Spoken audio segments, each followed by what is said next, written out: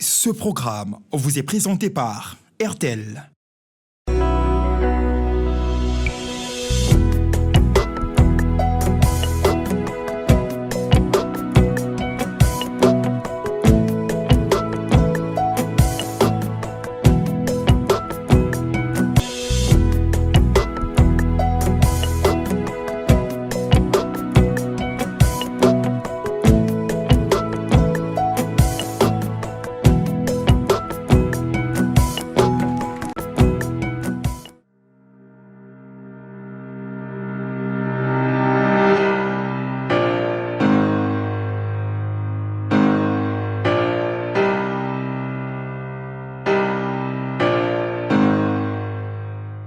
Matondo Day, célébrons le rendez-vous divin. Avec Matondo Day, vivons 2 journées exceptionnelles d'action de grâce à Dieu pour ce qu'il est, pour ce qu'il a accompli, pour ce qu'il fait aujourd'hui et pour ce qu'il fera encore demain. Matondo Day, une initiative consacrée à l'organisation de journées puissantes des louanges,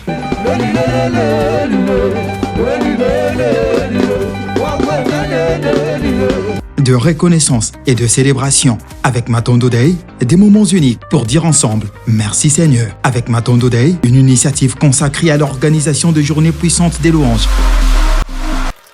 Bienvenue à vous, mesdames et messieurs, fidèles téléspectateurs de B1 Télévision et particulièrement de ce magazine Ta Grandeur, où Dieu nous fait énormément du bien lorsqu'il envoie ses serviteurs pour nous parler de sa part, pour nous communiquer la vie, pour nous faire manger ce pain de vie qui est donc la parole de Dieu, cette parole qui nous aide à croître spirituellement. Nous vous disons shalom et que la grâce et la paix de notre Seigneur et Sauveur Jésus-Christ vous localisent. Soyez le bienvenu, surtout ceux-là qui nous suivent pour la toute première fois. C'est votre magazine Ta Grandeur et cette année, nous allons totaliser 13 ans d'existence et nous bénissons Dieu pour ça. Ça va tellement vite, mais avec ce programme, on ne s'ennuie pas. Avec ces programmes, on ne se lasse pas. Avec ces programmes, nous recevons des témoignages qui viennent de partout. Les gens nous écrivent, les gens nous appellent pour dire « J'ai suivi Ta Grandeur et le Seigneur m'a fait énormément du bien ». Il y en a même qui sont guéris, il y en a même qui ont changé de camp, qui ont quitté le ténèbre pour la lumière. Alors nous bénissons l'Éternel. Aujourd'hui, le Seigneur s'est choisi encore l'un de ses serviteurs. Ça fait longtemps. On commence toujours l'année avec lui, mesdames et messieurs, mais cette année, Dieu a voulu que les choses se passent comme ça. Il est le maître des temps et des circonstances, hein, et grâce à ce Dieu, il nous envoie son fils, il nous envoie son serviteur. Lui, ici qui, vous allez le découvrir. Je sais que nombreux le connaissent déjà, nombreux l'apprécient, nombreux aiment sa façon de parler de Dieu, sa façon de nous apporter la parole ensemble au nom de la grande équipe de Ta Grandeur de ce jour. Découvrons ensemble qui est notre invité. Né un certain 24 décembre, Joseph Bondo Kasongo voit sa vie basculer en décembre 1984 à Kinshasa lors d'une rencontre à La Borne. Converti en 1985, il s'engage aussitôt avec ferveur dans l'évangélisation, notamment auprès de la jeunesse, et fonde Action évangélique Maranatha à Barombo, une œuvre qui révélera son leadership spirituel. Premier responsable d'un département d'évangélisation, il allie terrain et vision avant d'être consacré prédicateur. En 1991, il part en Europe pour approfondir sa formation, notamment à l'Université catholique de Louvain, où il se spécialise dans les langues bibliques. Enseignant et pasteur, il servira aussi les assemblées de Dieu en Belgique, notamment à Gambros et Charleroi. Après plus de 2 décennies de ministère à l'étranger, il revient au pays, fidèle à son appel initial, servir, transmettre et bâtir. Époux de Gisèle Ilonga et père de 4 enfants, il incarne la constance, la foi et la discrétion d'un homme dont l'impact dépasse les mots.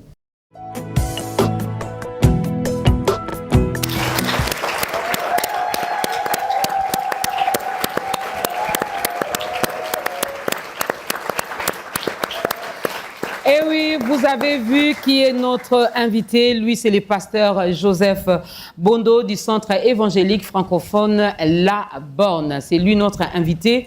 Par lui, nous allons bien manger, nous allons bien avaler ce rouleau qui est donc la parole de Dieu. Alors, je vous invite comme d'habitude à vous installer, à prendre vos Bibles parce que nous allons rester dans la parole de Dieu. On ne va pas aller en dehors de la parole de Dieu.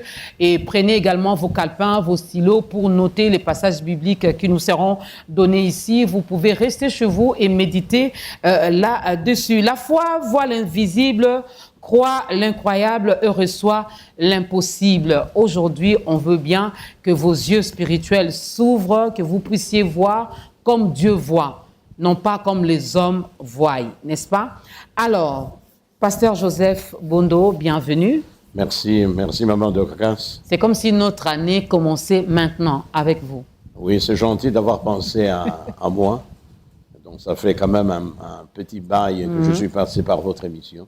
Tout va bien, c'est toujours, oui, je vais bien. C'est toujours une joie, un plaisir de partager le plateau avec vous dans le cadre de cette émission. Merci beaucoup, papa. Nous sommes bénis et nous croyons que nous allons bien manger. Je ne vais pas encore dévoiler notre thématique du jour. Tout à l'heure, je vais le faire avec quelques références bibliques, mais les autres passages bibliques, l'homme de Dieu pourra donc nous les donner au fur et à mesure que nous allons avancer dans ce magazine. Vous n'avez pas encore donné votre vie à Christ.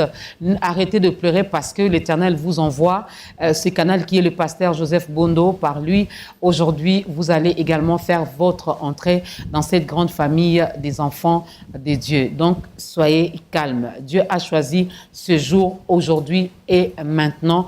Donc, soyez calmes chez vous. Alors, pasteur Joseph, ça fait vraiment un bail, comme vous venez de le dire, que vous êtes passé dans ce programme.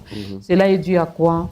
Oh là là, votre agenda ou c'est B1 qui... Oui, dans la plupart des cas, c'est dû à mon agenda. Il faut dire que j'ai un agenda très, très chargé. Et pour vous donner une idée, pour cette année, je suis full jusqu'au mois de décembre. Et donc, c'est des invitations à gauche, des programmes à l'église et c'est d'autres programmes en dehors de l'église. Par exemple, au mois de janvier, nous étions à Lumbashi pour les 20 ans de la parole éternelle, donc notre extension à Lumbashi. Et donc, voilà, c'est dû à cela. Autrement, j'aurais eu suffisamment de temps. Eh bien, je passerai régulièrement dans cette émission que j'apprécie beaucoup. C'est un très, très bon concept, surtout dans ces temps de la fin où malheureusement, les gens sont de plus en plus distraits par toutes sortes de choses, toutes sortes de pratiques et ne réalisent plus la nécessité de rester soumis à l'autorité de la parole de Dieu, la nécessité d'avoir une foi qui repose entièrement sur les Saintes Écritures, la nécessité d'être nourri régulièrement par ce qui vient de la Bible. Vous avez du mal à témoigner votre gratitude envers ces dieux qui ne cessent de vous faire du bien. Heureusement que Matondo Day existe, cette structure qui nous permet de nous retrouver quelque part pour dire merci à Dieu, pour dire Matondo à Dieu, pour témoigner notre reconnaissance. Bientôt, nous serons à Kananga où nous allons célébrer Dieu, nous allons le louer, l'adorer, nous passerons de moments agréables dans sa présence, non pas pour lui demander des choses, non pas pour quémander, mais ça sera juste de moments où nous serons là pour lui dire merci. Merci pour la vie, merci pour tout ce que tu réalises dans nos vies. Merci parce que les Congolais, depuis un certain temps, lorsqu'il faut prier, ils ont moins de temps pour témoigner leur reconnaissance, mais beaucoup plus de temps pour chasser les démons et pour demander. Mais avec Matondo Day, c'est le contraire. On passe beaucoup plus de temps à dire merci à Dieu. Premier cantique avec le groupe Sion de l'église La Borne.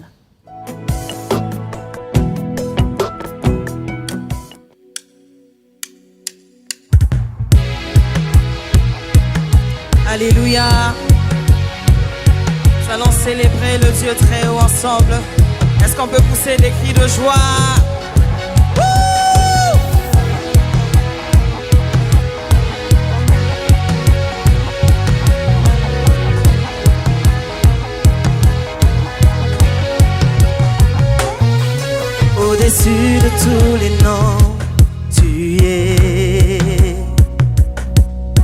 Au-delà des circonstances, tu demeures. Par ta force et ta puissance, tu règnes.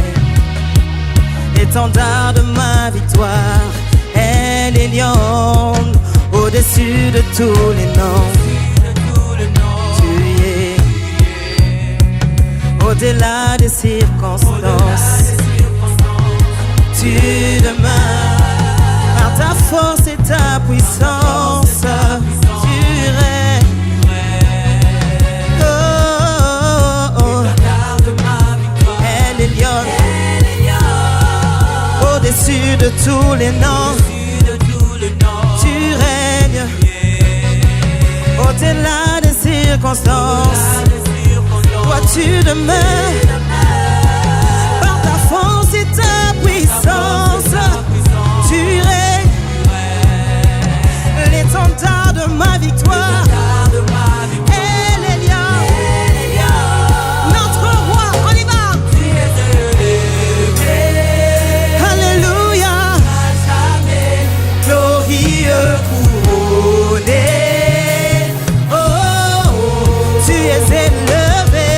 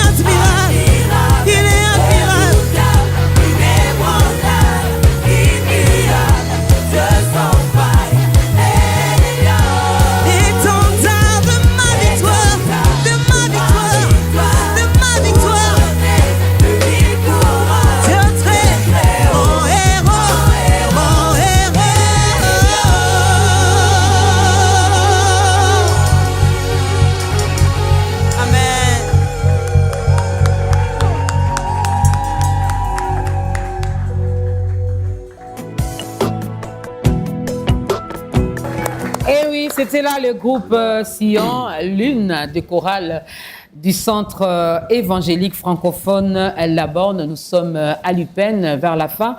Le pasteur pourra donc nous parler de l'Église, nous donner également les différents programmes de culte. Voir l'invisible afin d'aller plus loin. Voir l'invisible afin d'aller plus loin, c'est notre thème du jour, mesdames et messieurs. J'espère que vous l'avez écrit quelque part. Et comme texte de référence, il y en a tellement, mais nous avons pris 3 textes. Le reste, l'homme de Dieu pourra nous le donner au fur et à mesure. On a Hébreux, chapitre 11, du 23e au 27e verset. Les lecteurs de la Bible connaissent. Quand on parle d'Hébreux 11, on nous parle de la foi. Là-dedans, on nous donne ceux-là qui sont comme modèles dans la foi, ceux-là qui ont activé leur foi. Nous avons également 2 Corinthiens, chapitre 4, le verset 18. On prendra aussi Éphésiens, chapitre 6, du 8e au 18e verset. Le thème, voir l'invisible afin d'aller plus loin. Si vous voulez aller loin, il faut voir l'invisible. Mais c'est quoi cet invisible? Comment arriver à voir l'invisible? C'est avec quels yeux? Moi, je ne sais pas. C'est le pasteur Joseph Bondo qui a toutes les réponses à toutes nos questions. Pasteur, pourquoi avoir choisi ce thème? Voilà, d'abord, j'aimerais souligner que je n'ai pas toutes les réponses. Et toutes les réponses dont nous avons besoin par rapport à tout ce qui est essentiel pour notre vie, pour notre marche avec le Seigneur, se trouve dans sa parole. Amen. Donc la parole reste notre seule référence. La parole reste la seule pierre angulaire sur laquelle repose toute notre vie. Oui, voir l'invisible, aller plus loin. C'est une vérité essentielle.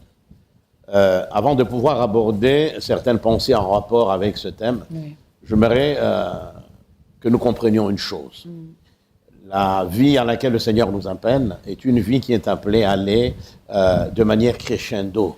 Une vie qui est appelée à connaître, si vous voulez, à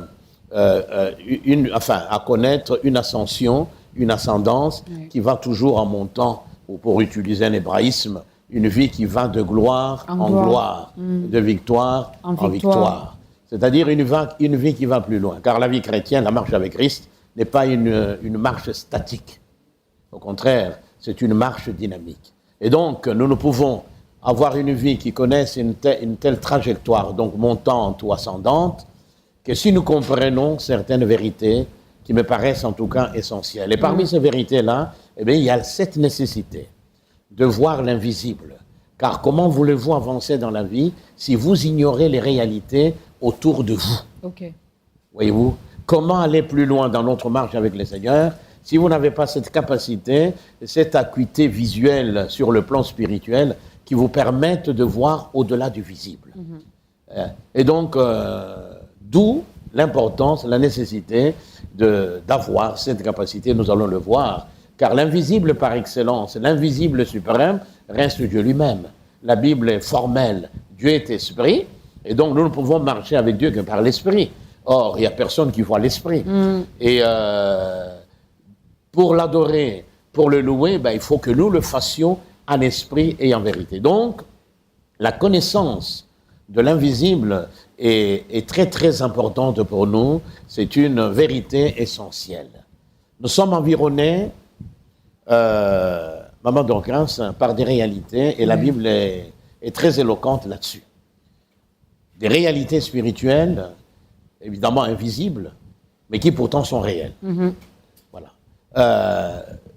Qui sont là, qui sont très actives. Ce sont donc toutes ces réalités qui occupent cette atmosphère spirituelle qui nous environne.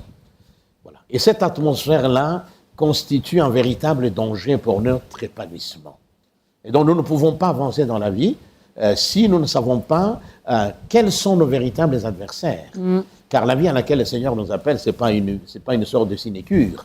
Vous voyez, c'est une vie qui nous amène à aller à contre-courant. Alors que tout le monde va dans la direction du monde, nous, le Seigneur nous demande d'aller à contre-courant, d'aller dans l'autre sens. Et donc, comment avancer puisque nous avons affaire à des forces d'opposition, à des forces qui nous empêchent d'aller de l'avant. Et donc, il est important de connaître ces milieux, ces réalités spirituelles qui sont invisibles et qui sont nos véritables adversaires. Car Paul le dit dans Éphésiens 6:12, car nous n'avons pas à lutter contre la chair et le sang. Nous n'avons pas à lutter contre ce qui est visible, tangible, palpable, contre l'être humain, quel qu'il soit. Mais nous avons à lutter contre les pouvoirs, contre les principautés, et contre les dominateurs des ténèbres d'ici-bas, contre les esprits méchants dans les lieux célestes. Voilà nos véritables adversaires, voyez-vous. Et ces adversaires, eh bien, occupent cet environnement qui nous cerne, sont là et nous combattent d'une manière ou d'une autre. Alors, puisqu'il en est ainsi, nous devons alors avoir et développer une vision spirituelle qui nous permette de voir au-delà du visible. Donc ce message s'adresse particulièrement aux enfants de Dieu, aux chrétiens, à ceux-là qui sont nés de nouveau. Mais évidemment.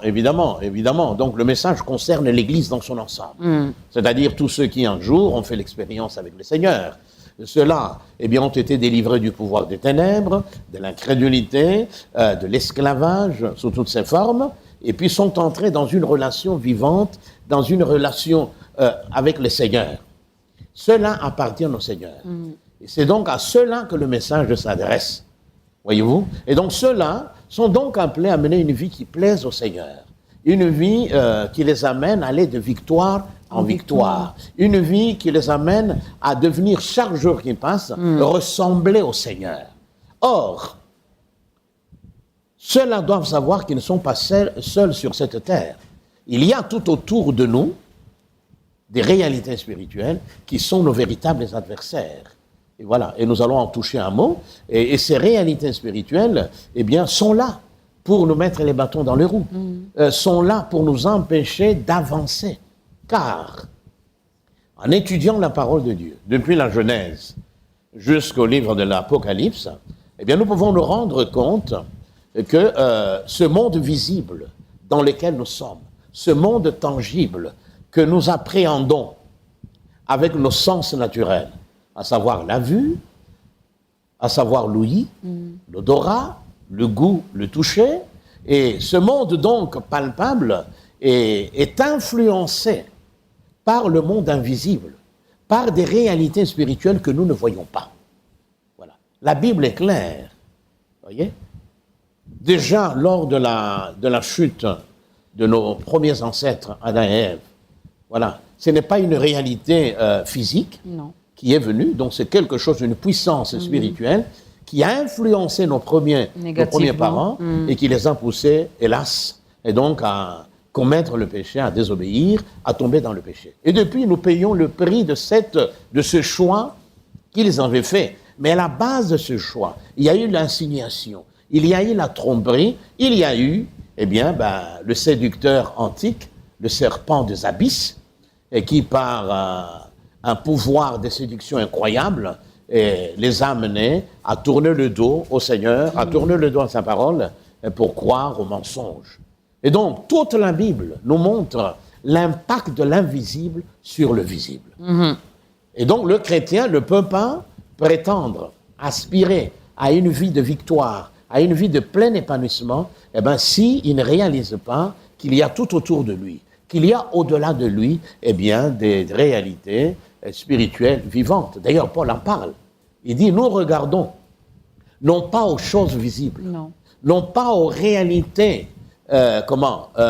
visibles, mais nous regardons aux réalités invisibles. Car les choses visibles, quelle que soit leur beauté, la nature, cette nature luxuriante, évidemment, cet univers magnifique, extraordinaire, les choses visibles, quelles qu'elles soient, cette belle terre, cette petite planète bleue sur laquelle le Seigneur nous a placés, ce soleil dont nous avons besoin, toutes ces galaxies qu'il y a dans l'univers, tout cela passera. Voyez-vous, tout ce qui est visible passera. Cependant, les choses invisibles, eh bien, sont éternelles. Voyez-vous? Et donc, nous devons nous attacher. Mais comment voulez-vous vous attacher aux choses dont vous n'êtes pas conscient? De choses que vous ne voyez pas. Voyez? Donc, nous devons arriver à placer nos affections sur les choses d'en haut. car les choses d'en bas, eh bien, d'une manière ou d'une autre, constituent un véritable frein à notre épanouissement et constituent un obstacle majeur à notre marche avec le Seigneur.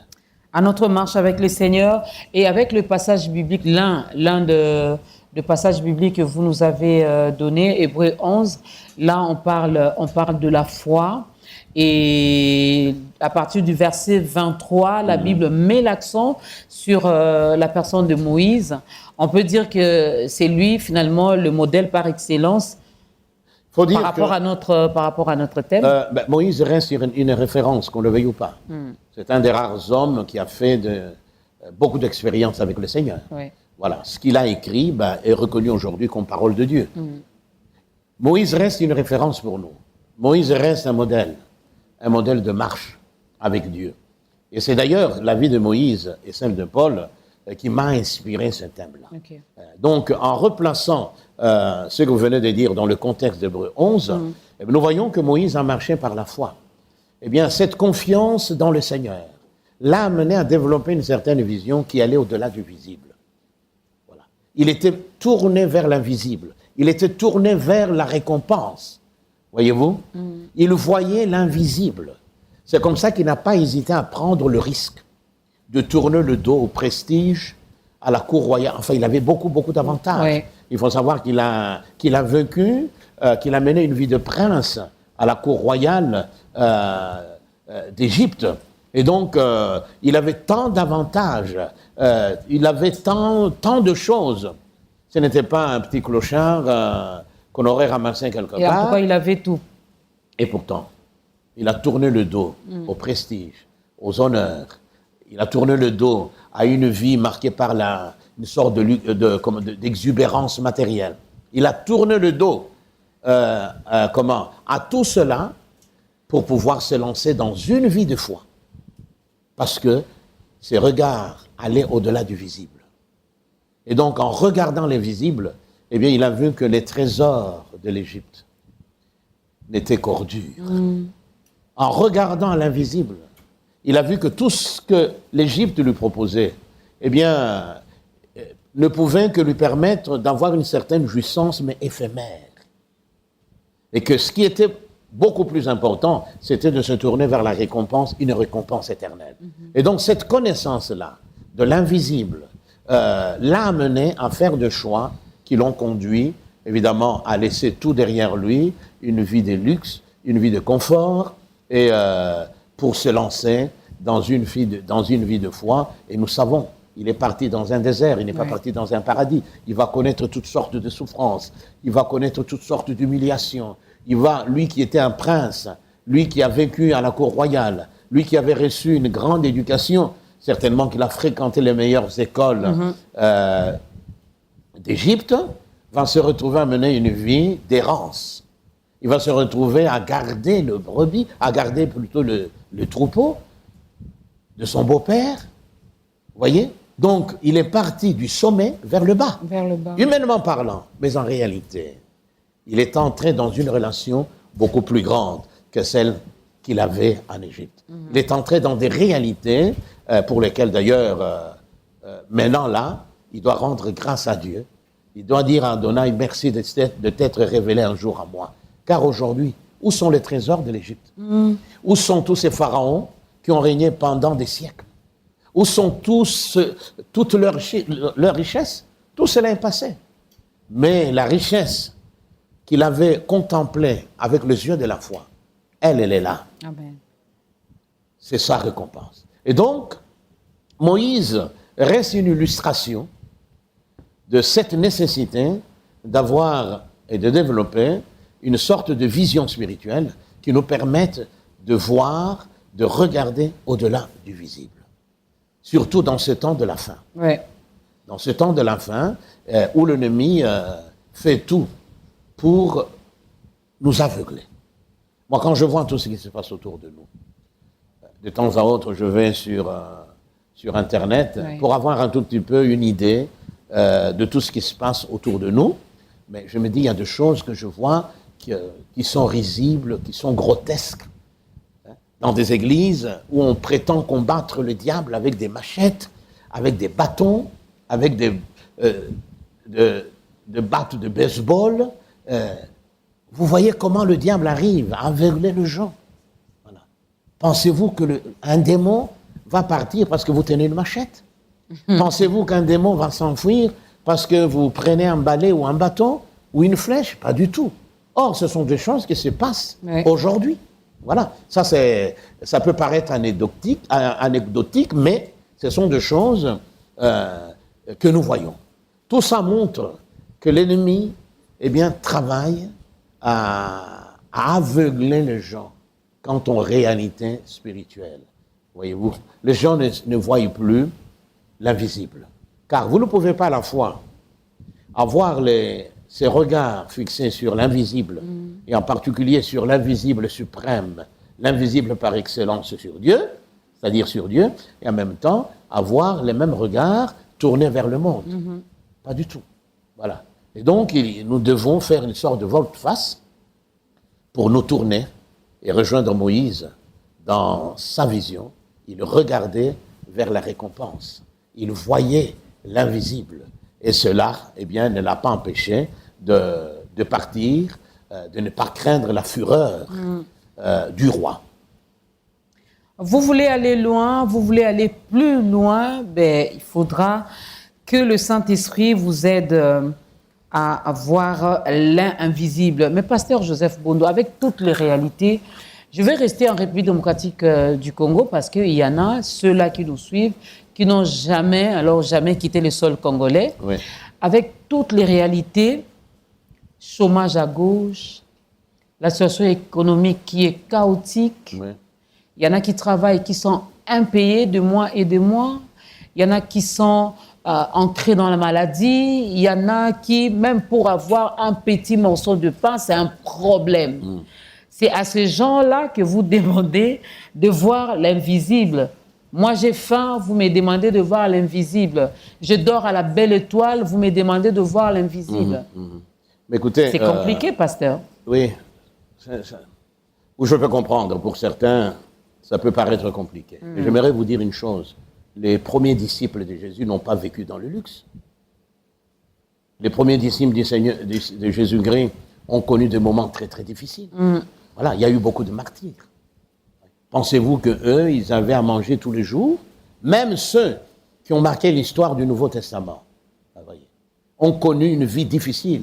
Lisez Paul. Lisez Paul. Il va vous dire quelle vie il a menée.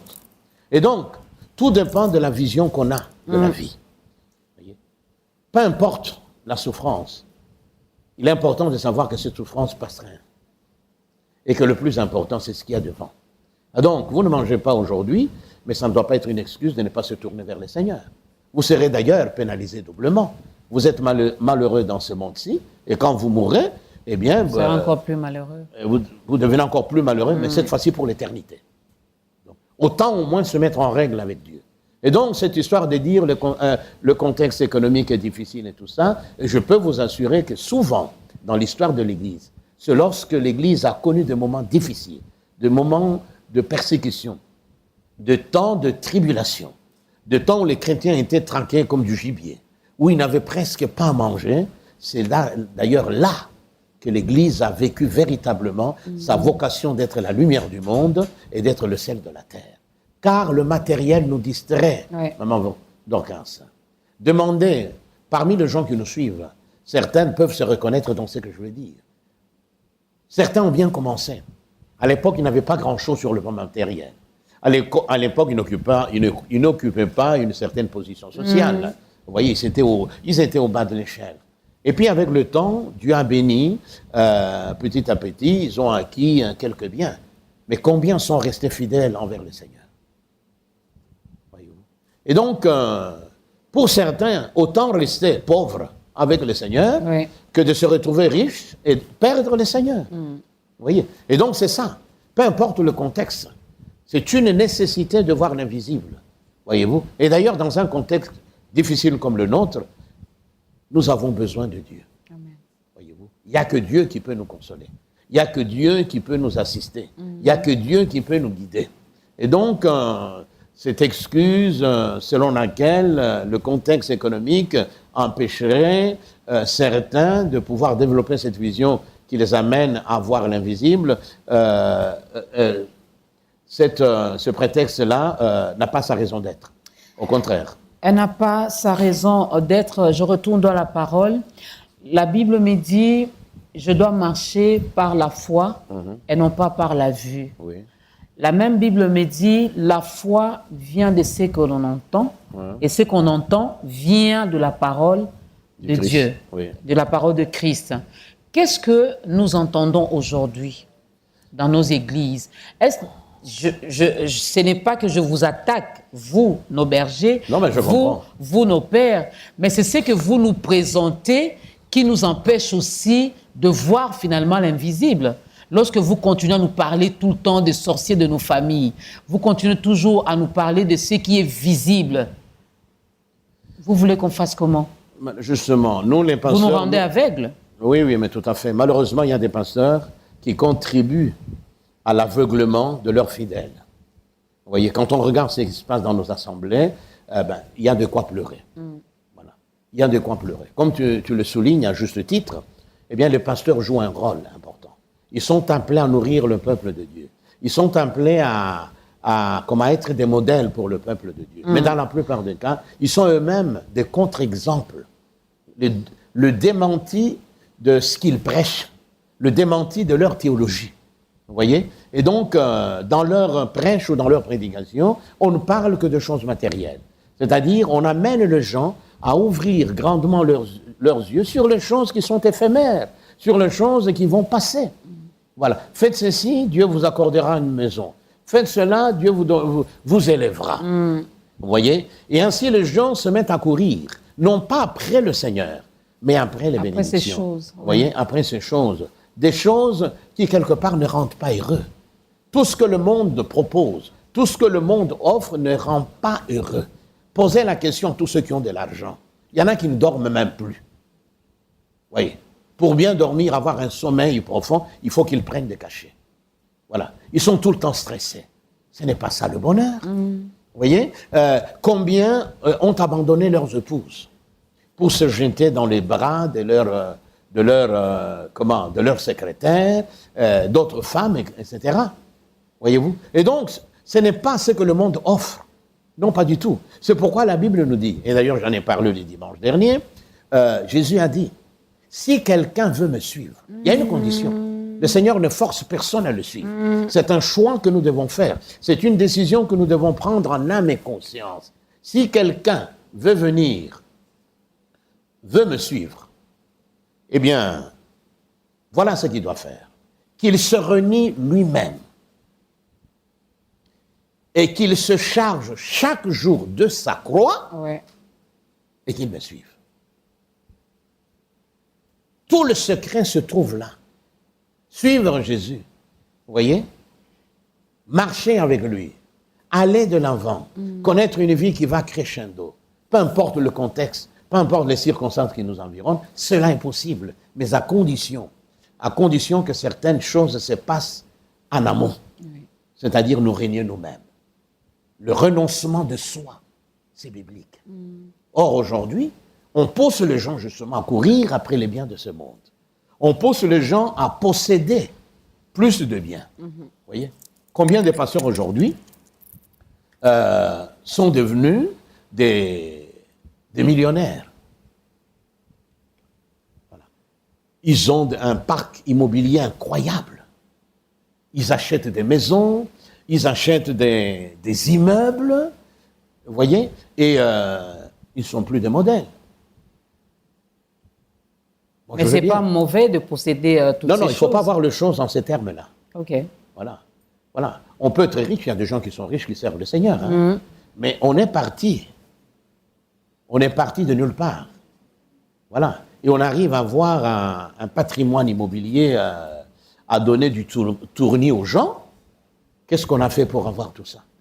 Dans la plupart des cas, on a manipulé les gens. C'est ce qui se passe aujourd'hui. On ne prêche plus la Bible. Les quelques rares vidéos que j'ai vues de certains pasteurs, hommes de Dieu qui sévissent dans la ville, c'est toujours des choses un peu courantes de la vie, Oui. Qui tournent autour du mariage, qui tournent... Les enfants, les voyages. Les voyages. Mais non, ça c'est de la distraction. Voyez-vous. Et le diable est content. Ces pasteurs-là ne savent pas qu'ils travaillent contre le royaume des cieux. Ils ont le nom du Seigneur dans la bouche, mais en réalité, ils travaillent pour le diable. Car, qu'est-ce que le diable cherche à faire? Le diable cherche à nous aveugler. Voilà. Il cherche à nous séduire. Il cherche à nous charmer par tous les moyens pour nous empêcher de voir l'invisible, voyez-vous, et pour nous empêcher de voir ce qu'il y a devant nous et d'aller plus loin. Car dès que quelqu'un, ou dès lors que quelqu'un ouvre les yeux sur le plan spirituel, il réalise que les choses de la terre ne sont que vanité. Vanité. Voilà. Alors il ne va pas se mettre à courir après ces choses. S'il les a, eh bien, il se comporte comme s'il ne les avait pas. Voilà. Voilà. Et s'il n'en a pas, mais il n'en fait pas la priorité de sa vie. Le serpent antique a toujours agi de cette manière, nous aveugler. Oui. On a d'ailleurs une très belle histoire, je n'ai pas donné la référence dans 1 Samuel, je crois, 11, l'histoire de ce roi ammonite, Nahash. Enfin, c'est Nachash, mais en hébreu, c'est Nahash. Nahash en hébreu, les 2 premiers versets. Nahash en hébreu veut dire serpent. La Bible nous rapporte l'histoire de ce roi, un véritable serpent, qui était lui-même inspiré par le serpent antique, qui est allé faire un siège devant Galade, qui était un territoire d'Israël.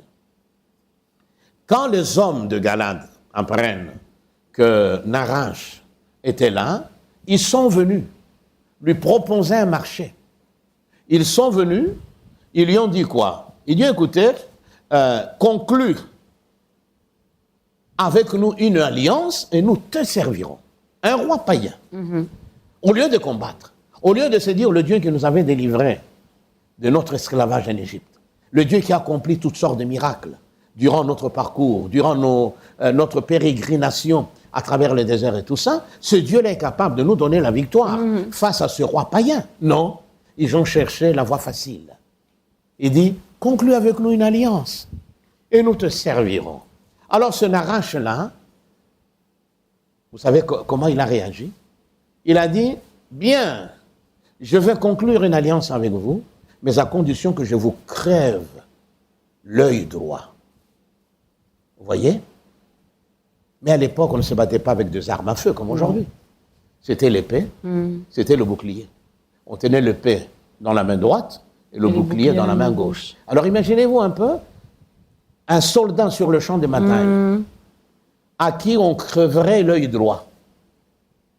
Il n'aurait plus la possibilité de manier son épée. Eh bien, c'est la même manière que le diable agit aujourd'hui. Beaucoup ont trouvé des concessions. Beaucoup courent après la réputation. Voyez-vous, beaucoup pensent qu'en étant tranquille, en laissant le diable un tout petit peu tranquille, il va aussi les laisser tranquilles. Non, pas du tout. Voilà. D'ailleurs, c'est lui le seul ennemi que nous avons, c'est le diable. Ouais. Merci Amato Dey. Vous avez vu que le décor a changé. Ta grandeur a désormais un nouveau plateau et c'est grâce à la structure Amato Dey. Merci pour ce nouveau plateau et que le Seigneur vous bénisse et vous le rende au centuple. Voir l'invisible afin d'aller plus loin, mesdames et messieurs, c'est notre thème dans ce nouveau numéro de Ta Grandeur où nous recevons le pasteur Joseph Bondo. Nous laissons la place à la deuxième chanson.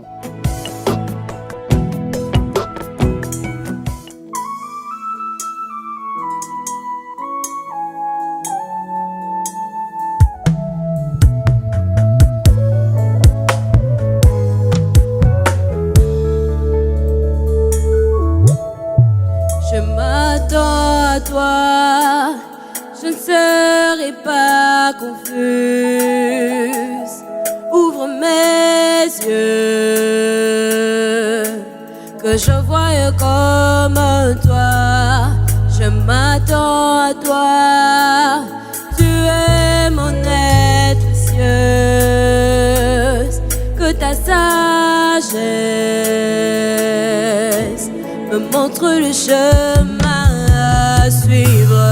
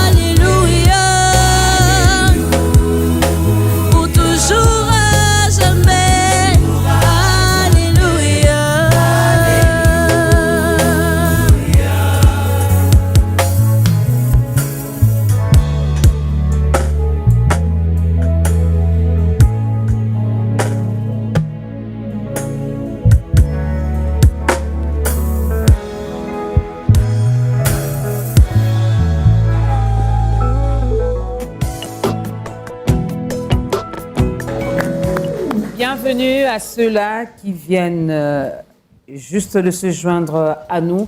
C'est votre magazine Ta Grandeur qui reçoit le pasteur Joseph Bondo du Centre évangélique francophone La Borne. Et tout à l'heure, nous avons célébré Dieu à travers ces cantiques proposés par le groupe Sion, qui est donc l'une des chorales de l'église La Borne. Voir l'invisible afin d'aller plus loin, mesdames et messieurs, c'est notre thématique du jour. Nous savons que à la télé, tout est chronométré, mais avec l'homme de Dieu, ici, nous disons juste l'essentiel. Ne vous laissez pas aveugler par ceux-là qui nous prêchent la parole. Quand vous êtes quelque part et que vous comprenez, que vous voyez que non, c'est qu'on me dit là, ça là, en tout cas, ça n'a rien à voir avec la parole de Dieu. Moi, je vous demanderai de quitter. Amen.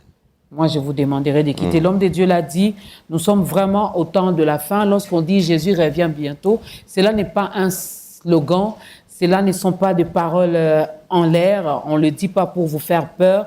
Non, c'est la vérité. Ce n'est pas la réalité, mais c'est la vérité. Jésus-Christ revient bientôt. Quelqu'un me dira, mais maman Dorcas, ça fait autant d'années qu'on nous dit toujours la même chose. Mais n'oublie pas, la mort peut aussi te surprendre. Où passeras-tu ton éternité? Tu as des belles maisons ici, des belles voitures, tu roules carrosse, tu as un bon mariage, tu ne manques de rien ici sur la terre. Mais si tu rates le ciel, c'est là que tu vas comprendre. Mais nous, on ne sera plus là. Parce que moi, là, c'est la première session. Dès que Jésus vient, on monte avec lui, on part. Parce que la deuxième session, là, ça sera compliqué. Comment ou quoi faire pour voir l'invisible, pasteur? Importantissime question. À cette question, il y a deux possibilités. Il y a deux voies qui s'offrent à l'homme de manière générale. La première possibilité, c'est de se tourner vers les sciences occultes. Puisque le monde invisible qui nous entoure ne peut pas être appréhendé, saisi avec nos sens naturels. Et donc, il faut un autre sens spirituel pour pouvoir comprendre, pour pouvoir saisir, pour pouvoir appréhender toutes ces réalités spirituelles. Et donc, cette voie-là, c'est la voie ténébreuse, c'est le chemin mortifère de la magie, de l'ésotérisme, du spiritisme, de tout ce qui est occulte. Car dans ces milieux-là, le diable agit. Ces gens-là ont des expériences mystiques. Ces gens arrivent à entendre des voix. Ces gens arrivent à expérimenter d'une manière ou d'une autre de choses paranormales. Vous voyez? Et donc, voilà la première possibilité. Et beaucoup malheureusement étant aveuglés par le diable, eh bien, ils le poussent à prendre ce chemin-là, et ce, pour leur perdition. Voilà pourquoi la Bible nous met en garde contre toute forme de spiritisme, contre toute forme de pratique occulte, comme par exemple la nécromancie. C'est-à-dire le fait de vouloir interroger les morts, ou même d'entendre le voix. Au fait, ce ne sont pas les morts qui parlent, car il est réservé aux hommes de mourir une seule fois. Après quoi vient le jugement. Et donc ça, ce sont les démons qui s'expriment pour maintenir les gens, caporaliser les gens, les vassaliser, les maintenir dans un état de dépendance totale. Et donc cette voie, nous la rejetons. Mais grâce soit rendue à Dieu, dans son amour pour l'homme, eh bien, il a prévu une voie. C'est la voie de la parole de Dieu. Amen. C'est la voie que proposent les Saintes Écritures. Et quand nous nous lançons à travers la parole de Dieu, eh bien, nous pouvons voir que Dieu a tout fait pour que nous puissions avoir la connaissance suffisante, pour que nous puissions avoir le discernement dont nous avons besoin pour pouvoir être conscients de toutes ces réalités et en même temps avancer sur le chemin du salut. Comment voir l'invisible? C'est une question importante. Mais avant cela, avant d'y répondre, j'aimerais que nos chers téléspectateurs, nos fidèles téléspectateurs de cette émission combien merveilleuse et que ta grandeur sache une chose. C'est que Jésus a dit dans Matthieu 16, 18, s'adressant à Pierre, après qu'il a fait cette confession extraordinaire, tu es Pierre. Et sur cette pierre, ou mieux sur ce rocher, ça c'est la bonne traduction, sur ce rocher, je bâtirai mon église. Et les portes du séjour des morts ne prévaudront point contre elle. Dès le départ, le Seigneur nous montre le contexte dans lequel il allait bâtir son église. C'est donc un contexte de guerre. Ça, il faut que les chrétiens le sachent. C'est un contexte de guerre, mais c'est une guerre invisible. Car le verbe grec traduit par prévaloir veut dire, affronter ou s'affronter avec. Vous voyez? C'est un terme qui fait référence à un affrontement entre deux puissances, entre deux forces. Et donc, dès le départ, Jésus nous montre qu'il va bâtir son Église dans un contexte difficile. Et depuis, vous comprenez pourquoi, dès que l'Église a commencé à la Pentecôte, la persécution a commencé aussi. Et depuis, le diable fait tout.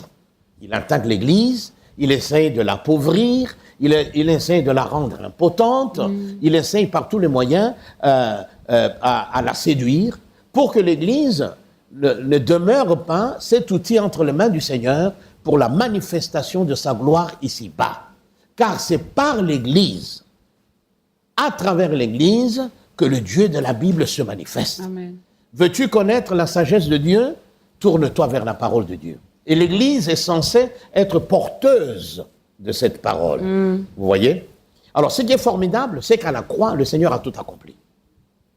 Voilà pourquoi il pouvait dire « Je vous ai donné la puissance de marcher sur les scorpions, sur les serpents et sur toute la puissance du diable. » Et donc, il a tout accompli.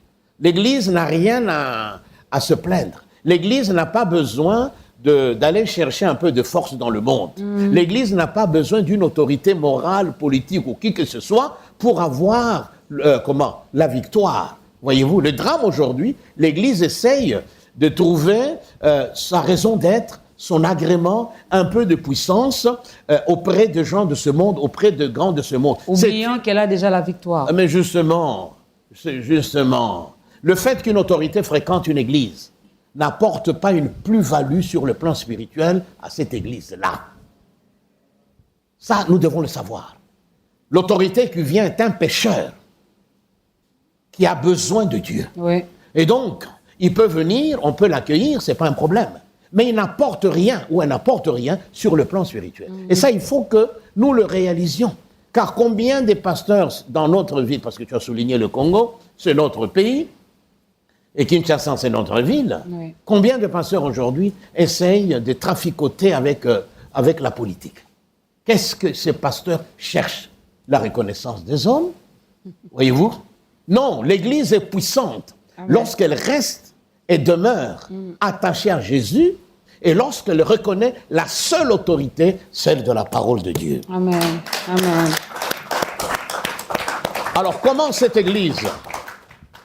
Parce que ce qui est vrai pour chaque chrétien, c'est-à-dire la nécessité de voir l'invisible, est aussi vrai pour l'Église en général, puisque nous faisons partie du corps du Christ. Oui.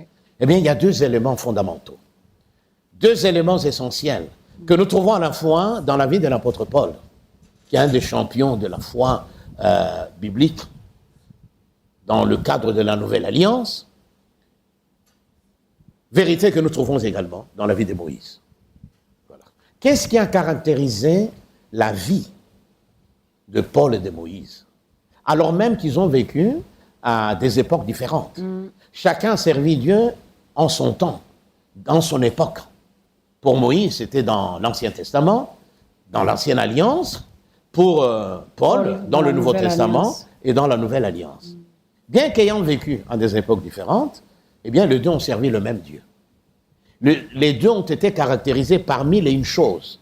Je vous lance ce défi-là d'aller étudier la vie de Moïse, et puis la vie de Paul, et puis d'essayer de trouver les éléments, enfin, du moins ce qu'ils ont en commun.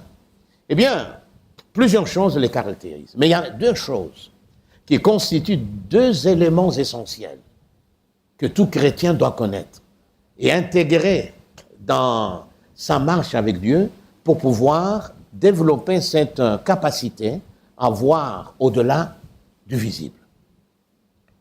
Le premier élément, c'est la foi. Paul le dit. D'ailleurs, vous avez fait référence à ça. 2 Corinthiens 5, je crois verset 7.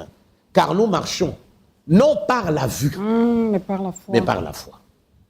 Or, aujourd'hui, comme le diable travaille à nous distraire, il amène les gens à ouvrir grandement leurs yeux sur les choses du monde. Voilà. Ainsi, les gens cherchent par tous les moyens à s'attirer la sympathie du monde, à vivre comme le monde. Le monde nous influence beaucoup, et c'est dommage. Moi, je suis de la génération qui a connu des moments extraordinaires dans le cadre, évidemment, de l'Église ici à Kinshasa. Puisque moi, je me suis converti en 85. Nous avons vécu de choses extraordinaires. Des églises ont commencé à voir le jour. Et ces églises-là étaient dirigées par des pasteurs qui craignaient Dieu. Oui. Des pasteurs qui n'avaient d'autre objectif que de nourrir le peuple de Dieu, que d'amener le peuple de Dieu à un certain niveau de sainteté. Oui. Voyez-vous? La plupart, d'ailleurs, n'avaient pas les moyens que nous avons aujourd'hui. Et pourtant, ils ont marqué leur temps. Et pourtant, Dieu les a utilisés puissamment. Yes. Et pourtant, ils ont eu à faire face à toutes sortes de problèmes, toutes sortes de tribulations. Mais enfin, bref, voyez, nous étions attachés à la parole. Nous suivions Dieu non pas pour un quelconque intérêt. Notre intérêt, c'était le royaume de Dieu. Nous voulions être prêts quand la trompette sonnerait. Quand Jésus reviendrait, qu'il nous trouve. Voyez-vous? Ça, c'était notre leitmotiv. Et donc, la foi. La foi. Cette foi ne se ramasse pas dans une église. Il n'y a pas une église à Kinshasa ou dans le monde où quand tu vas, eh bien, tu ramasses la foi où tu cueilles la foi comme un fruit dont l'arbre se trouverait dans cette église-là. Il n'y a pas. Vous l'avez dit. Romain nous l'a dit. La foi vient de ce qu'on entend. Ce qu'on entend vient de la parole du Christ. Amen. Et l'auteur de l'Épître aux Hébreux abonde dans le même sens. Cette fois-ci en disant, Jésus, fixez les yeux sur Jésus, qui est l'auteur de la foi et aussi celui qui l'amène à la perfection. Et littéralement, en grec, il est dit ceci, Jésus qui est l'initiateur de la foi et l'accomplisseur de la foi. Il est au début de la foi. C'est encore lui qui mène cette foi à son accomplissement, donc à son perfectionnement. Les gens ne peuvent pas avoir la foi en mangeant toutes ces salades théologiques, tous ces enseignements qui leur sont donnés, toujours les bénédictions matérielles, l'élévation, les ceci, Dieu va te donner une femme. Mais si c'est ça, alors Dieu aurait ouvert des agences matrimoniales partout. Voilà. Oui, Dieu peut me donner une femme. Il m'en a donné d'ailleurs une. Voilà, que je salue. Une très belle qui sert aussi Dieu. Oui, oui, mais aussi qui a un cœur plus beau que son physique. Et je croyais que vous alliez quand même acclamer pour maman Gisèle. Oui, Dieu peut nous donner 1001 choses. Oui. Mais toutes ces choses-là sont des choses qui vont passer. Nous ne devons jamais nous reposer sur ces choses. Et donc la foi ne vient pas à partir de toutes ces fausses prophéties qu'on entend aujourd'hui, à partir de tous ces faux enseignements. Vous voyez, la foi vient de ce qu'on entend, de l'écoute, littéralement parlant. Oui. La foi vient de l'écoute. Et l'écoute vient du rhéma du Christ. Amen. Attention. Parce que quand on dit la parole du Christ, c'est vague. Quand je prends ça, le Nouveau Testament, c'est la parole du Christ, oui ou non? Oui. Ben alors. Mais en grec, c'est le rhéma, ce qui sort de la bouche. Une parole appropriée. Voyez-vous? Et donc, c'est ça qui suscite la foi dans le cœur. Et donc, le premier élément, c'est la foi. C'est la foi. Et donc, la foi naît dans certaines conditions. Il faut qu'il y ait un environnement intérieur qui permette à la foi de germer et puis de grandir. Voyez? J'ai fait toute une série d'enseignements sur la requête que les apôtres ont adressée au Seigneur dans Luc chapitre 17, verset 5. Seigneur, augmente-nous la foi. Et donc, cette foi naît, et puis elle est appelée à grandir. Elle est appelée à croître. Et elle croît dans certaines conditions. Donc, la foi est indispensable. La deuxième chose que nous trouvons dans la vie et de Paul et de Moïse, c'est le renoncement de soi. Renoncer à sa vie pour vivre pour Jésus. Amen.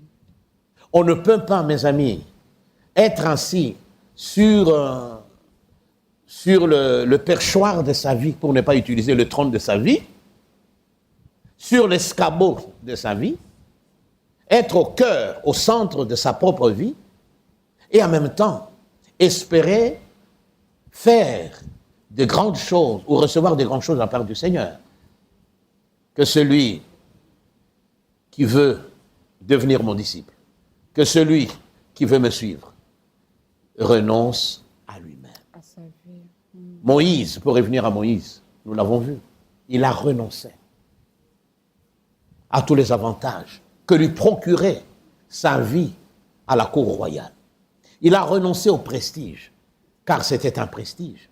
D'être un prince, quand Moïse sortait, tout le monde savait que c'est le prince qui passe. Oui. Et l'Égypte, à l'époque, c'était la grande puissance. Évidemment. Voyez, les richesses d'Égypte. Toutes ces choses qui, à un moment, ont fait le bonheur de sa vie. Bonheur entre guillemets. Toutes ces choses qui ont constitué comme un piédestal sur lequel il était monté, et à partir duquel les gens pouvaient l'admirer, les gens pouvaient l'encenser. Toutes ces choses qui lui avaient permis non seulement de monter au pinacle, voyez, d'arriver au sommet de la société, mais aussi ces choses qui l'avaient porté au pinacle, c'est-à-dire ces choses lui permettaient de recevoir des éloges, des félicitations, des honneurs de la part des Égyptiens, de par sa position de prince. Eh bien, qu'a-t-il fait? Il a renoncé. Ça n'a pas dû être facile. Pour s'engager dans une vie par la foi et une vie de foi. Il ne savait pas où il allait. Ses yeux étaient sur l'invisible. Ses yeux étaient sur celui qui l'avait appelé. Celui-là était sa boussole. Celui-là était son GPS. Celui-là était sa provision. Il savait que s'il lui demandait de partir, il prendrait soin de lui. Et c'est ce que ce Dieu-là a fait. Le renoncement à soi-même. Porter sa croix, se charger plutôt de sa croix chaque jour, ensuite suivre Jésus. Si nous mettons ces deux vérités en pratique, eh bien, nous aurons rempli les deux conditions en amont pour pouvoir développer cette capacité à voir au-delà du visible. Yes. Est-ce qu'on peut acclamer pour le Seigneur? Il y a encore beaucoup de choses à dire, mais malheureusement, s'il est temps, nous allons demander à notre invité, à notre papa, le pasteur Joseph Bondo, de regarder sa caméra. Nous allons faire l'appel au salut. Quelqu'un a entendu la voix de Dieu ce matin ou ce soir, je ne sais pas l'heure à laquelle vous suivrez ce magazine, mais en tout cas, l'Éternel passe par son serviteur, le pasteur Joseph Bondo, pour vous aider à faire votre entrée dans la grande famille des enfants de Dieu. J'ose croire que vous avez pris conscience, avec tout ce que l'homme de Dieu a dit, ailleurs, il n'y a rien.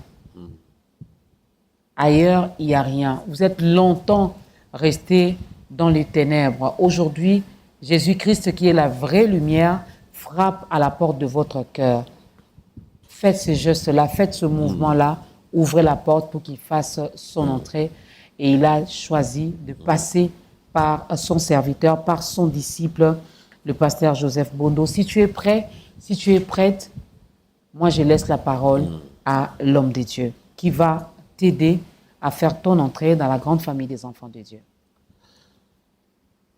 Je voudrais m'adresser à vous qui venez de suivre cette émission pour vous dire que tout ce qui a été dit, eh bien, a concerné ceux qui ont déjà eu l'occasion de rencontrer le Seigneur personnellement, ceux qui ont fait l'expérience de la nouvelle naissance, ceux qui appartiennent à l'Église du Christ. Cette Église qui n'a rien à voir avec toutes ces organisations politico-religieuses, cette Église qui n'a rien à voir avec tout ce que nous trouvons dans le monde, mais cette Église qui est le corps du Christ, le corps mystique du Christ, cette Église qui est l'ensemble de toutes ces personnes qui un jour se sont repenties et ont commencé une nouvelle vie avec le Seigneur.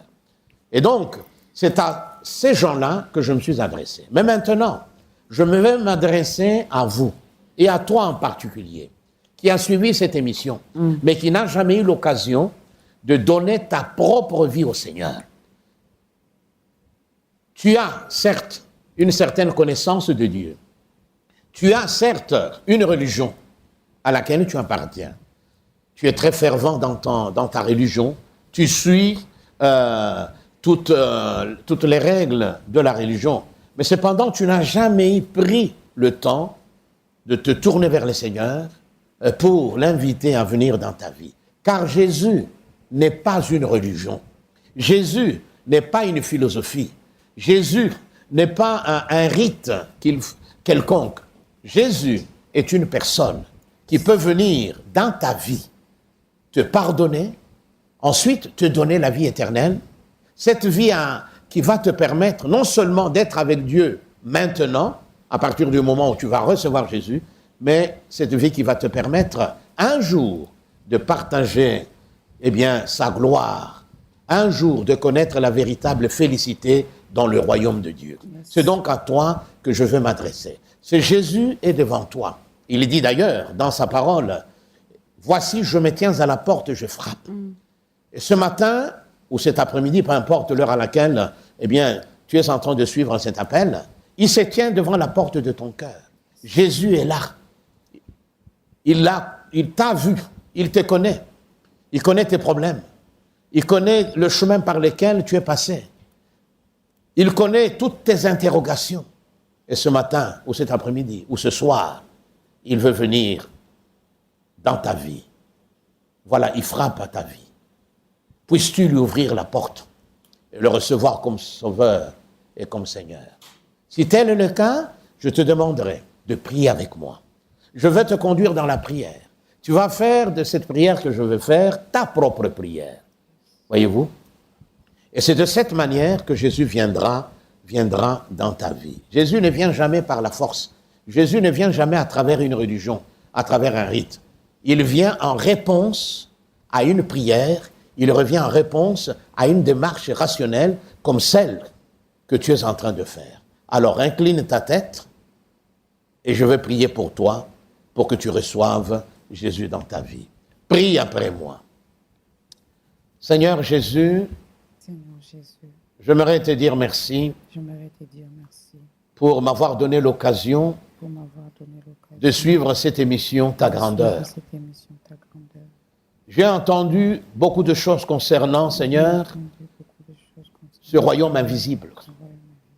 Mais je réalise que je n'ai jamais eu l'occasion de te confier ma vie. Je ne t'ai jamais invité à venir personnellement dans ma vie.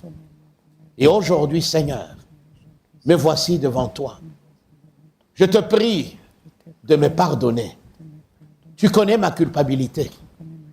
Tu connais le genre de vie que j'ai mené. Tu connais comment je souffre. Alors je te demande pardon, car je sais qu'à la croix, tu es mort pour moi. Tu as porté mes péchés sur toi.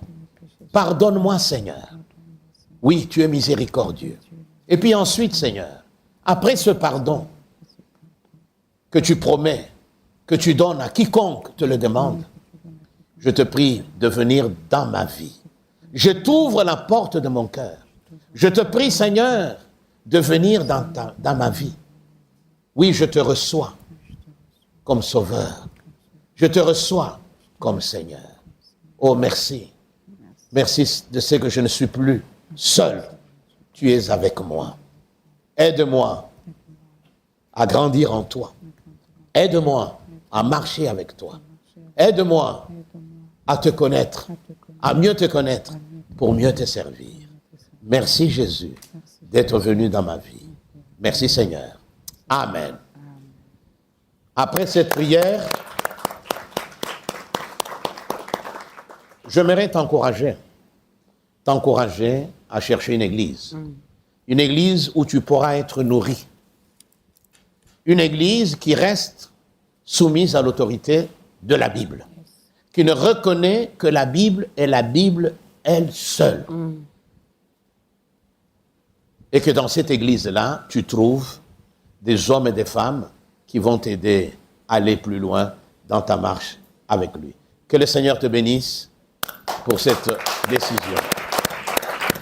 Et oui, nous acclamons parce qu'au ciel, on vient d'organiser une fête pour toi. Je peux t'appeler mon frère, ma sœur, et nous disons bienvenue dans la grande famille des enfants de Dieu. Aujourd'hui, c'est le pasteur Joseph Bondo qui t'a aidé à faire ton entrée dans cette grande famille des enfants de Dieu. Demain, ça sera ton tour où tu te mettras aussi de l'autre côté. Amen. Parce que nous sommes sauvés pour sauver également les autres. J'aime ce que Dieu a dit à Moïse, va libérer mon peuple pour qu'il me serve. En tout cas, aujourd'hui, tu es libre. Mais sache que cette liberté-là, ce n'est pas pour t'amener dans le libertinage ou quoi. Non, non, non, non, non. C'est pour que tu serves Dieu. C'est pour que tu gagnes les âmes. C'est pour que tu prêches la bonne parole de Jésus-Christ. C'est pour que l'évangile arrive jusqu'aux extrémités de la terre parce que cela n'est pas l'apanage des pasteurs. Jésus a dit, allez et faites de toutes les nations ses disciples, n'est-ce pas? Tu es appelé également à faire ce travail. Avant de conclure avec l'homme de Dieu, mesdames et messieurs, vous qui aimez bien ce programme, moi j'aimerais bien inviter les abonnés, même ceux-là qui ne sont pas encore abonnés chez RTL, de le faire rapidement parce que de ce côté, chez RTL, bien sûr, il y a des bonnes choses, il y a des cadeaux, il y a des surprises, il y a des produits et services vraiment magnifiques. Et nous accordons 5 minutes à M. Chims Mwamba et M. Deo Gracias Moga, qui sont donc des responsables commerciaux chez RTL, de nous parler de produits et services. En 5 minutes seulement.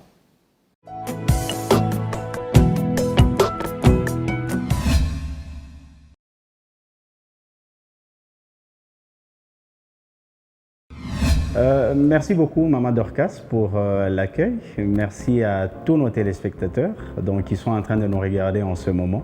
Nous allons vous parler des produits et services d'RTL ainsi que leurs avantages pour le bien-être au fait de tous nos abonnés. Et pour ceux qui ne sont pas avec nous, bienvenue, car nous allons passer quand même en revue quelques avantages de services et produits d'RTL.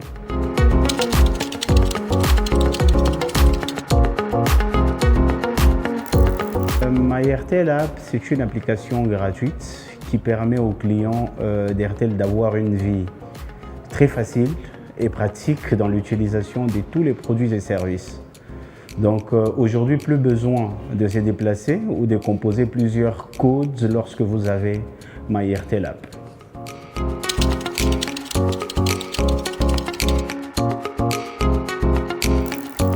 S'il faut parler des avantages, bien évidemment que nous offrons 1 giga à tout abonné qui télécharge l'application pour la première fois. L'installe puis l'enregistre, c'est simple. Donc il faut aller sur Play Store ou encore App Store.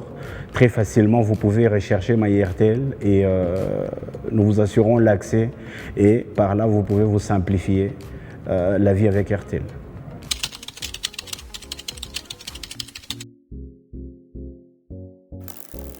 La VoLTE, c'est la nouvelle génération d'appels, bien sûr. La nouvelle génération d'appels vocaux. Les appels passent via le réseau 4G. Donc c'est une façon de vous dire qu'aujourd'hui chez RTL, on est vraiment mis à jour avec la technologie. Donc on est en train d'évoluer avec la technologie, ce qui offre d'ailleurs une meilleure qualité sonore et une connexion quasi instantanée et permet aussi de passer vos appels vidéo en HD directement via la 4G sans utiliser l'application tierce. Donc ce sont les appels vidéo que vous pouvez émettre sans pour autant faire recours à WhatsApp ou encore les applications qu'on connaît déjà qui puissent vous donner cette accessibilité. Donc, et ça, ce n'est qu'avec RTL que nous disponibilisons ce service.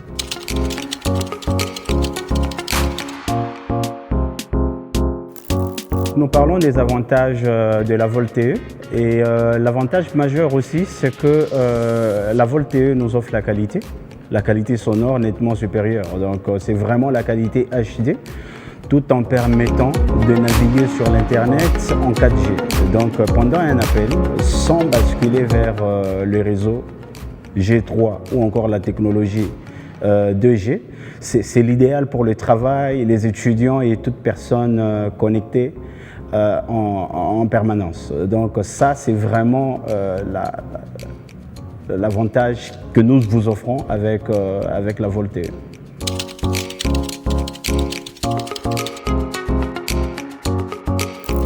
Parce que RTL Monnaie répond à un besoin essentiel de la population. Les transferts où on voit l'argent vers tout le réseau de la RDC au même prix et c'est là au meilleur tarif du marché. Et peut-être pour compléter mon collègue Deo, donc aujourd'hui c'est vraiment la vie simplifiée. C'est aussi quand nous parlons RTL Monnaie, c'est la sécurité. Donc via votre compte, vous pouvez transférer de l'argent à n'importe quel réseau du pays et cela aux frais identiques. Donc on n'a pas à s'inquiéter et ici nous voulons signaler aussi que nous avons le tarif au fait le plus meilleur qui soit sur le marché de la téléphonie mobile. Exactement. Voilà, donc ça c'était un point que je devrais souligner en complétant mon collègue Deo Gracia.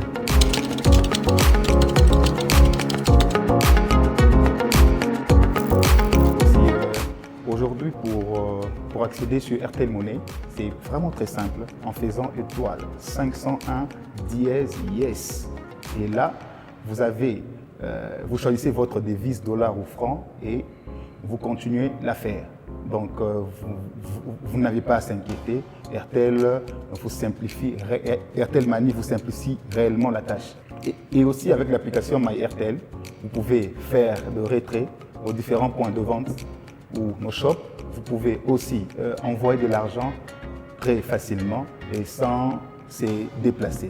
Voilà un peu l'importance d'avoir un compte RTL Monnaie.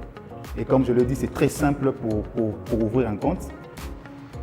À partir de ton téléphone, vous faites étoile 501 dièse yes. RTL vous donne la possibilité de mettre votre mot de passe. Dès que vous mettez votre mot de passe à 4 chiffres, vous confirmez ces mots de passe. Dès que vous confirmez, il y aura 4 questions pour sécuriser votre compte. Et vous allez choisir une seule question et répondre à cette question. Et une fois que le compte est ouvert, vous pouvez aller vers un point de vente du coin pour faire un premier dépôt en dollars ou en francs. Et voilà, vous avez votre compte actif.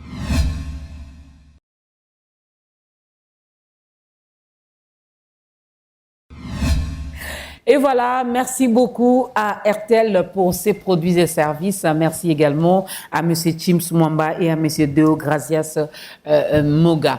De retour sur ce plateau, mesdames et messieurs, où nous parlons de voir l'invisible afin d'aller plus loin. Tout à l'heure, l'homme de Dieu a aidé ceux-là qui étaient de l'autre côté de venir dans la lumière. Vous allez voir qu'ici, la vie, vraiment, c'est la meilleure des vies que nous puissions avoir. Et Jésus a dit, ici, nous gagnons. Déjà, ici, nous gagnons. Et là-bas, nous gagnerons encore plus. Donc, il ne faut pas rester de l'autre côté. Alors, Pasteur Joseph Bondo, qu'est-ce que nous pouvons retenir en 1 minute par rapport à notre thématique d'aujourd'hui? Oui, c'est une chose terrible que de réduire la réalité à simplement ce que nous voyons, à ce qui est palpable. Il y a au-delà du visible, de choses invisibles, et c'est dans cet environnement invisible que se trouvent nos véritables adversaires. Et donc nous devons en être conscients que c'est là aussi que nous devons remporter de victoires. C'est en marchant avec le Seigneur, c'est en nous laissant habiter par une foi qui vient de la Bible, qui demeure et fondée sur la Bible, que nous allons développer cette capacité à voir l'invisible.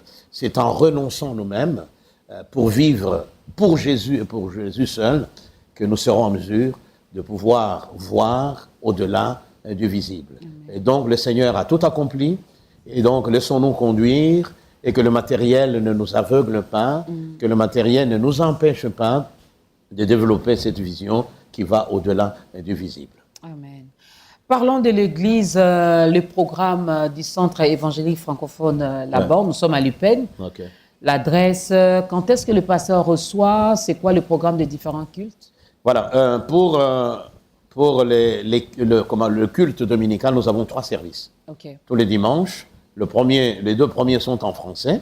Eh bien, le premier commence à 7h30 et jusqu'à 9h30. Et le deuxième de 10h jusqu'à midi. Et après, donc à partir, je crois, de 13h30, c'est le 3e culte.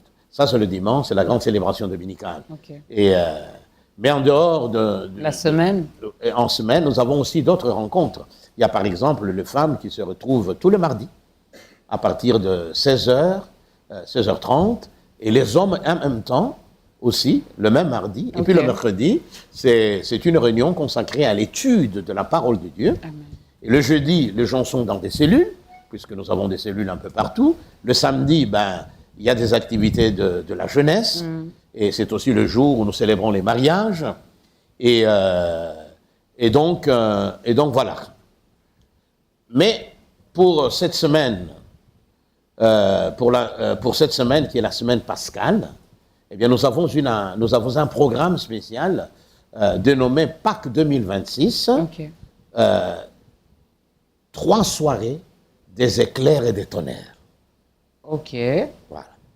Tout ça fait suite à un séminaire que nous avons eu, mais aussi à quelques prédications qui qui nous ont permis de voir ce qui se passe quand nous prions, lorsque nos prières arrivent jusque dans le Saint de Saints, jusque dans le sanctuaire du Dieu vivant, et comment nos prières finissent par faire descendre la gloire de notre Père ici-bas. Et donc, ça sera cette semaine, à partir du mercredi 1er, jeudi 2 et vendredi 3. Nous vous invitons à venir nombreux pour expérimenter les éclairs et les tonnerres qui accompagnent la gloire de Dieu lorsqu'elle paraît. Comment faire pour contacter le pasteur Joseph Bondo? Et voilà, donc mon numéro est là et j'ai des assistants donc, qui eux aussi reçoivent, comme je ne peux pas être au four au moulin, donc voilà, il suffit d'appeler au secrétariat pour prendre rendez-vous. Au numéro suivant, le 081 503 22 65. Je rappelle, 081 503 22 65. Là, c'est notre secrétariat. Et à partir de là, vous serez dirigé vers différents services ou vers différents départements. Voilà. Nous nous disons, au nom de la grande équipe de Ta Grandeur de ce jour, nous disons un grand merci à l'homme des dieux pour sa disponibilité. Merci d'avoir répondu à notre invitation. En tout cas, moi, j'ai bien mangé. En écoutant tout ce que l'homme des dieux a dit, cela m'a encore interpellé. Je ne dois pas envier ceux-là qui ont tout ce qu'ils ont, parce qu'il y en a qui ont tout ça, qui ne dorment même pas la nuit. Le mieux et la meilleure des choses, c'est d'avoir Jésus-Christ. Lorsqu'on a Jésus, on a tout. Amen. Lorsqu'on a Jésus, on ne voit pas comme les hommes. Non, on voit comme Dieu voit. On te voit moins que rien, mais Dieu te voit vaillant héros. On te voit moins que rien, mais Dieu te voit, je ne sais pas, il te voit, c'est toi le prophète Jérémie, c'est toi le Moïse de ta famille, c'est toi. Aujourd'hui, on peut dire, elle est faible, mais Dieu te voit, tu es la plus forte. Donc, vois l'invisible. Car l'invisible, la foi, voit l'invisible. La foi croit à l'incroyable et la foi reçoit l'impossible. C'est que nous pensons être impossible avec la foi en Dieu, cela devient possible. Regardons également notre pays autrement. Et ceux qui sont dans les choses pas bien, vous qui détruisez la République démocratique du Congo, sachez qu'un jour, vous aurez des comptes à rendre. Nous disons encore une fois, merci Pasteur Joseph.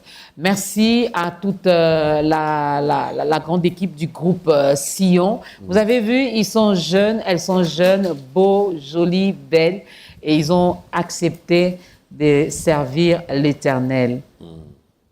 C'est un bon choix. Est-ce qu'on peut acclamer pour la chorale?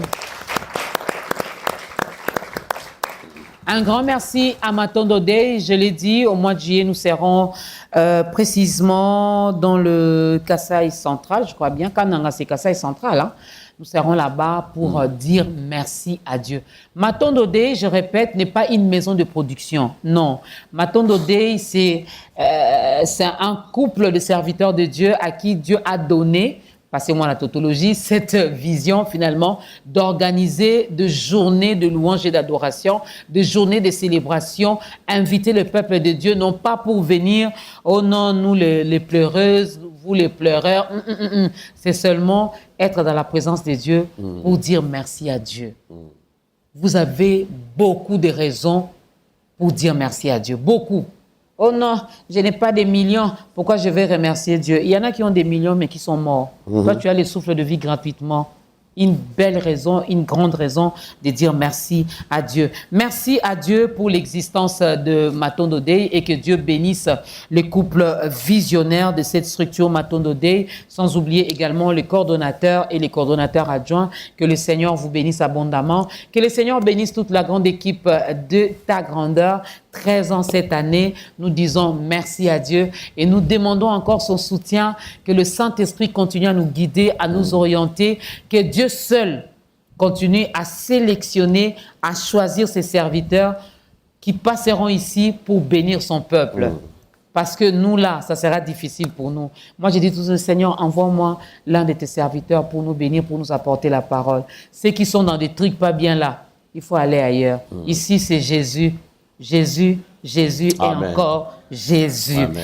C'en est fini pour aujourd'hui. Nous allons nous lever, mesdames et messieurs, faites comme nous. Nous allons recevoir la bénédiction venant de la part de l'homme de Dieu qui nous a énormément fait du bien avec ce thème. Il va nous bénir avec une courte prière et nous allons danser avec le groupe Sion pour la gloire de Dieu. Faites comme moi, faites comme nous, levez-vous chez vous à la maison.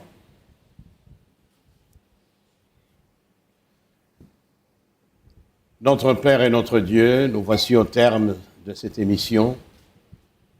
Et avant, Seigneur, de quitter le studio, nous aimerions te dire merci de nous avoir assistés, de nous avoir donné la capacité, Seigneur, de conduire ces moments, d'être intervenu avec le message de ta parole. Ma prière est que tu bénisses tous ceux qui ont suivi cette émission. Mais ma prière est que tu bénisses également, Seigneur, cette émission, toute l'équipe, Seigneur, de ta grandeur, que tu leur donnes tout ce dont elle a besoin pour pouvoir, Seigneur, préparer des émissions de grande qualité, des émissions qui contribuent, Seigneur, à l'avancement de ton règne ici-bas, à la croissance et à l'édification, ô Dieu de ton peuple. Merci pour tout, que ta grâce, Seigneur, demeure sur ta grandeur, que ta main agisse de manière puissante en faveur de tous ceux qui font partie de cette équipe. Au nom de Jésus. Amen. Amen.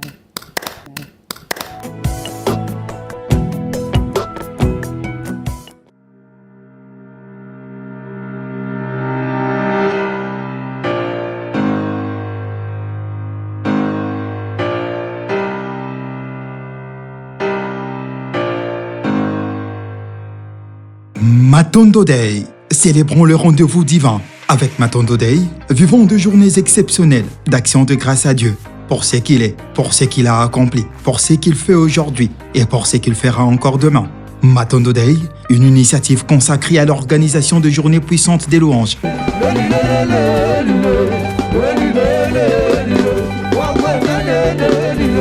de reconnaissance et de célébration. Avec Matondo Day, des moments uniques pour dire ensemble merci Seigneur. Avec Matondo Day, une initiative consacrée à l'organisation de journées puissantes des louanges. Il est bon de louer Dieu. Il est bon de louer Dieu. Il est bon de louer Dieu. Louons-le, louons-le. Quand la tempête se levera, oh, quand le vent soufflera. Est-ce que tu as besoin de paniquer? Oh, tu as un Dieu. Est-ce que tu as besoin de t'inquiéter? Oh, ton Dieu là, invoque-le. Hosanna. Il est bon de louer Dieu, alléluia. Louons-le, louons-le. Hosanna. Il est bon de louer Dieu, alléluia. Louons-le, alléluia. Louons-le.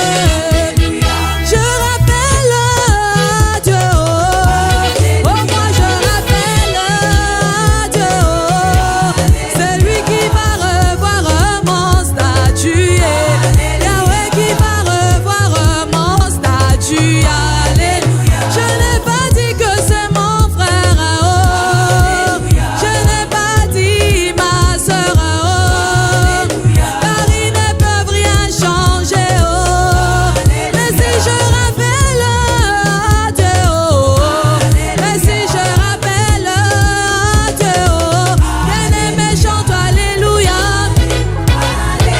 Allez, allez, alléluia. Bien-aimé chante alléluia. Allez, allez, alléluia. Abikisinga kangolinga. Abikisinga kangolinga. Est-ce que quelqu'un peut célébrer le Seigneur? On y va.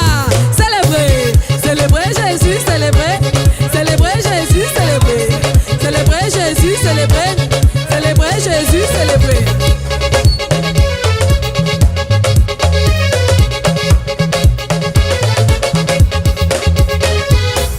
J'ai vu sa bonté, il ne m'a jamais laissé. J'ai vu sa bonté, il ne m'a jamais laissé. Namoni monene na Yesu atiki ngaite. Namoni makashi na Yesu abwaki ngaite.